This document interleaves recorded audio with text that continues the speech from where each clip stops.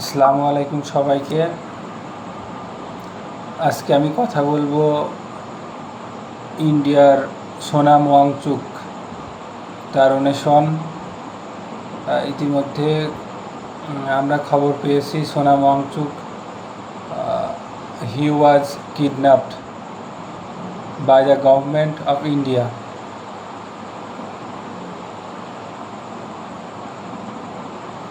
সোনাম ওয়াংচুক, আমরা 3 idiots movie যারা দেখছি তারা ফাংচুক ওয়াংডু সম্পর্কে জানি। সেই ফাংচুক ওয়াংডু হচ্ছে আমার ইন্ডিয়ার হচ্ছে Sonam Wangchuck.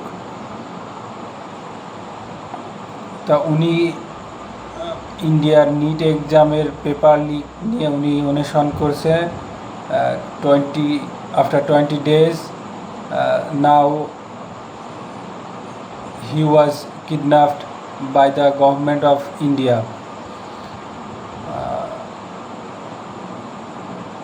India young generation Gen Z देर जन्य मैं यही बोलूँगा कि आपको आप लोगों के साथ जो गेम खेला जा रहा है वो है डिवाइड एंड रूल। ब्रिटिश शासन की कल्चर और हिस्ट्री आप लोगों ने तो जाना ही है। नरेंद्र मोदी आपके साथ वही कर रहा है। आप क्या होगा मैं बता रहा हूँ। अब एक बमबारी होगी, कोई अटैक होगा, उसके बाद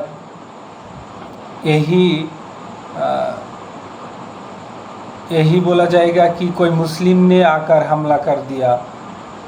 ये डिवाइड एंड रूल गेम खेलकर ये नीट एग्ज़ाम लीक के जो बात है, जिसके लिए सोनाम वांगचुक ने अनशन पर रहा है, यही को दबाने के लिए यही डिवाइड एंड रूल गेम खेला जाएगा।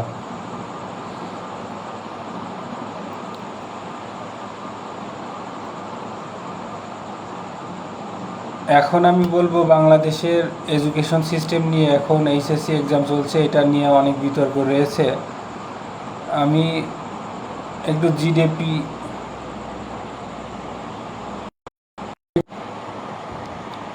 জিডিপি হচ্ছে এশিয়ার আরও অনেকগুলো দেশ রয়েছে, তার ভিতরে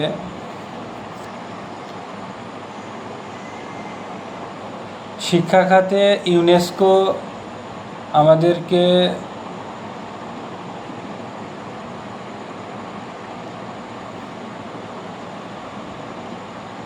শিক্ষা খাতে বর্তমানে বাংলাদেশের শিক্ষা খাতে সরকারি ব্যয় জিডিপির প্রায় 2%,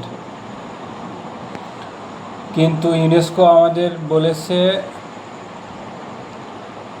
শিক্ষা খাতে ব্যয় করতে হবে জিডিপির 4 থেকে 6%। আমি এখানে দেখি, এইখানে জাপান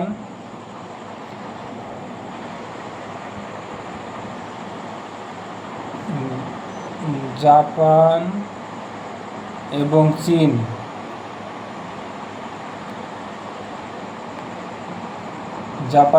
চীন,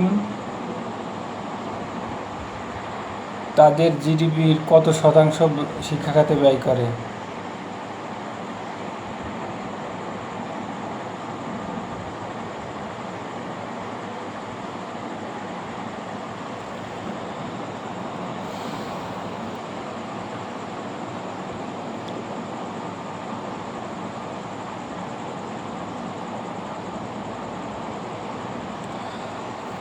জাপান তাদের জিডিপির 3.2 থেকে 3.5% এবং চীন প্রায় 4% তাদের জিডিপির শিক্ষা খাতে ব্যয় করে। সেই জায়গায় বাংলাদেশের জিডিপির ব্যয়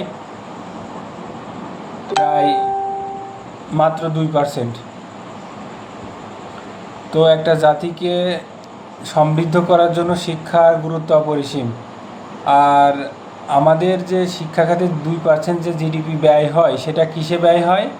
ইতিহাস, দল পরিবর্তনের সাথে সাথে ইতিহাস চেঞ্জ হয়ে যায়। ওই ইতিহাস শেখানোর জন্য আমাদের এই 2% জিডিপি ব্যবহৃত হয়। জাপান এবং চীন তাদের জিডিপির যে 4% জিডিপি যে ব্যয় করে, সেগুলো তারা কারিগরি শিক্ষা, মূলত বাস্তবধর্মী শিক্ষা খাতে তারা ব্যয় করে। যার কারণে একটা সুই আমরা তৈরি করতে পারি না, সুই আমাদের চীন থেকে আনা লাগে।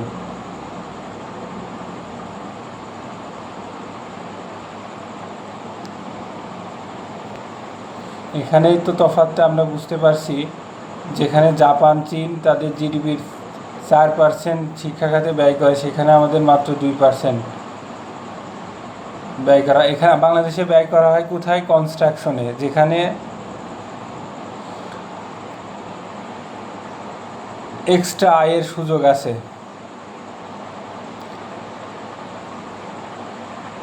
বছর বছর দুর্বল রাস্তা নির্মাণ করা হবে এবং বছর বছর তা মেরামত বাবদ ঘাটতি বাজেট, জনগণের টাকা নিয়ে মোটামুটি একটা তামাশা করা হয়।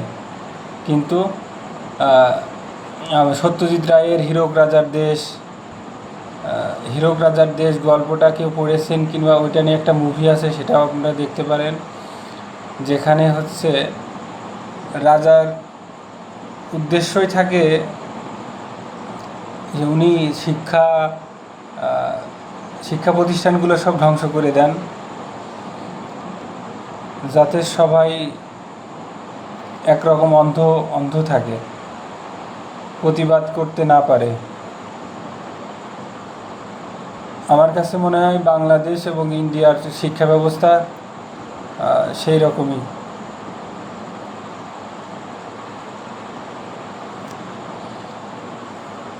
বাংলাদেশে আমার কাছে মনে হয় বাংলাদেশে এখন ঘুরে দাঁড়ানোর সময় এসছে। আমাদের কারিগরি শিক্ষা, মূলত প্র্যাকটিক্যাল শিক্ষা, উদ্যোক্তা তৈরি ইউনিয়ন পর্যায়ে আমাদের শুরু করা উচিত। যেহেতু সরকারি চাকরির ভ্যাকেন্সি সরকার দিতে পারছে না, সেহেতু আমাদের বেসরকারি খাতে উন্নয়ন, যাতে নিজের উদ্যোগে একটা কিছু করতে পারে সেই বিষয়ে সরকারের প্রশিক্ষণের ব্যবস্থা করা উচিত। আর একটা কথা হচ্ছে,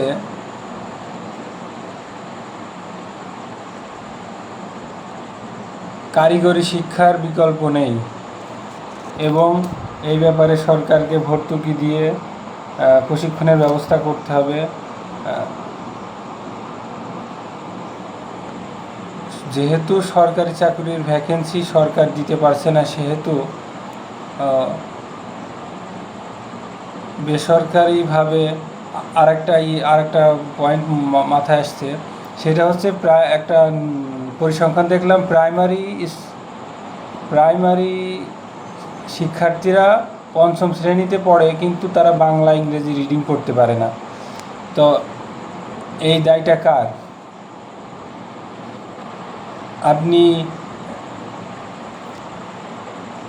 আপনি নিয়োগে দুর্নীতি করবেন, আপনি অবৈধভাবে নিয়োগ দেবেন, নিয়োগের 100 জন নিয়োগ হলে তার ভিতরে 80 জন অবৈধভাবে নিয়োগ হবে, আর আপনি চাইবেন যে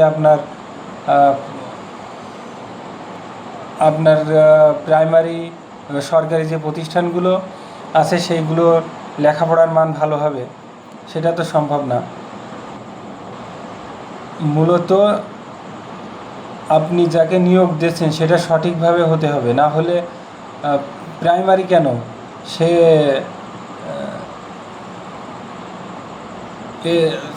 সরকারি লেভেলে যে স্কুলগুলো আছে এমপিও এসএসসি পাস করে ফেলবে, কিন্তু সে এখনও বাংলা ইংরেজি রিডিং করতে পারবে না।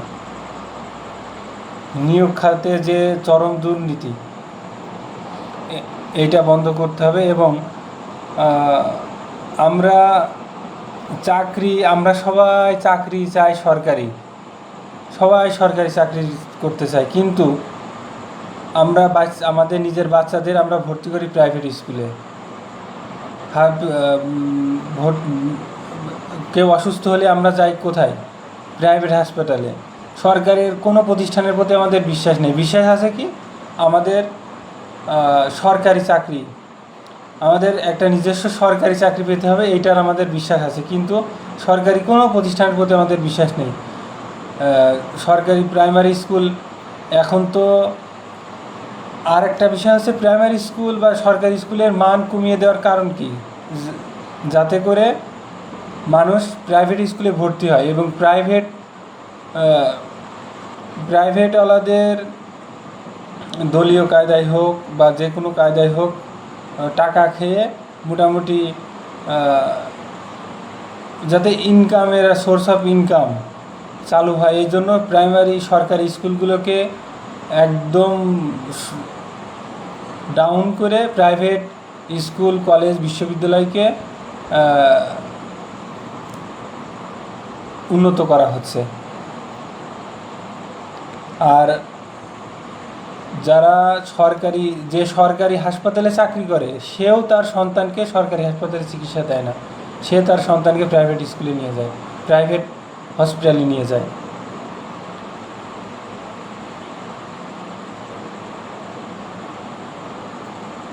এই হচ্ছে আমাদের দেশের অবস্থা। আর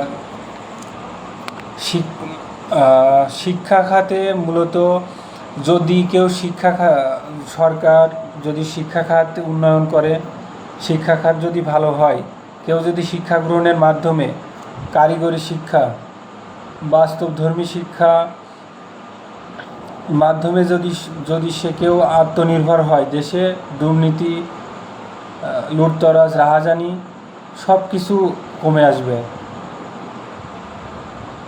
এবং এই যে লাখ লাখ বেকার তরুণ, এদের একটা ভবিষ্যৎ হবে। তাই শিক্ষার বিকল্প নেই। আমাদের জিডিপির 2% থেকে আমি মনে করি আমাদের জিডিপির 10% শিক্ষা খাতে ব্যয় করা উচিত এবং সেটা বাস্তবধর্মী এবং প্রায়োগিক হতে হবে।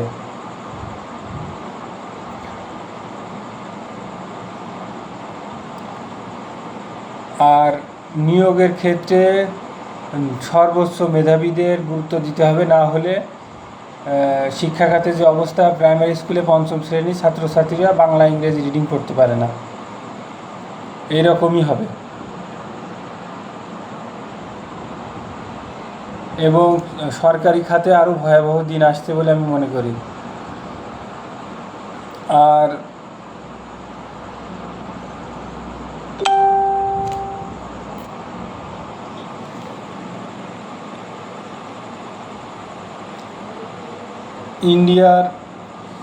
ইন্ডিয়ার যে সোনাম ওয়াংচুক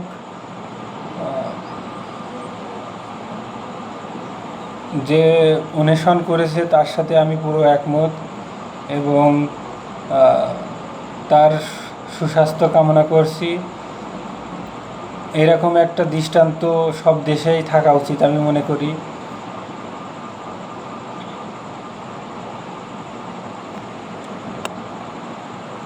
সবাইকে ধন্যবাদ।